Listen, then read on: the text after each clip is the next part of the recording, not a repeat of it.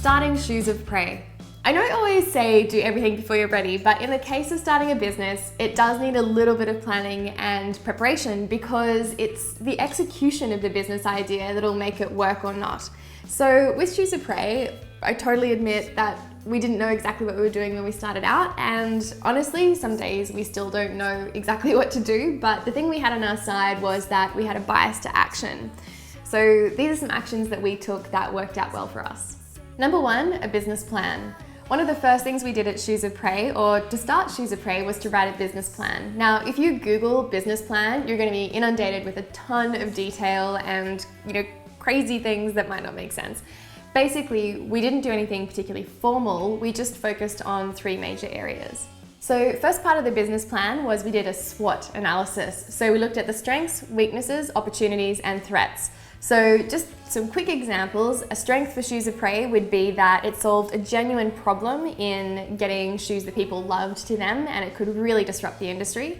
Weakness is that it'd never been done before, it might not work. An opportunity was that the market is huge for this, and there is a genuine problem to solve for all of those people, so there was a big market to take a share of.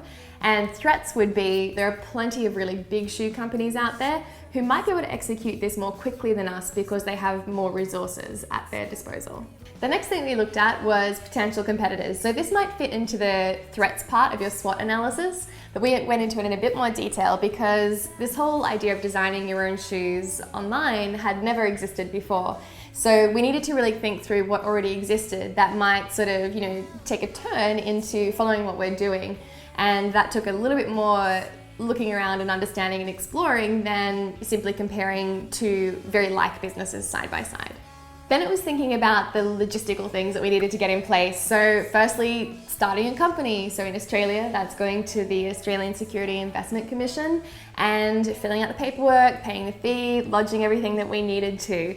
Next, thinking about creating a brand. And this was actually really important so that suppliers would take us seriously and believe that we actually existed. So that's a nice segue into, we had to think about suppliers. Where were they? How would we get our initial conversations happening with them? And exactly what was the deal that we wanted to strike with them? What did we need from them and what were they going to get out of it? Last but not least, thinking about, okay, so how much cash do we need to get this off the ground and how are we going to make cash from that? So really thinking about, and how long would that last us? So really thinking about what that initial investment looked like from the three of us. We didn't set deadlines against each of these actions, but in hindsight, I think that I would have because we had good momentum, but we got stuck on a few things that we probably shouldn't have got stuck on. So the 9 months that we spent going from idea to launch could have been shorter. The second thing we did after the business plan was beta testing. So once we had our first version of how the site might work together, so our minimum viable product or MVP, we then needed to see how people outside of the three of us would interact with it. So it was important to us to get a group of people who were very confined and compelled to give us great feedback. And when I say great feedback, I don't mean good feedback, I mean detailed feedback.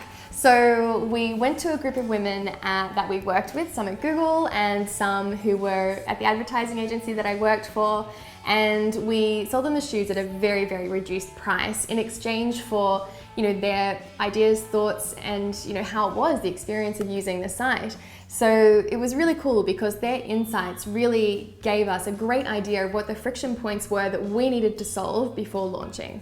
The next most important thing was to get the word out. So in addition to doing things like Google AdWords and some PR, we also did some less conventional things. So we set up at Bondi Markets, which is a local fashion market here in Sydney, Australia.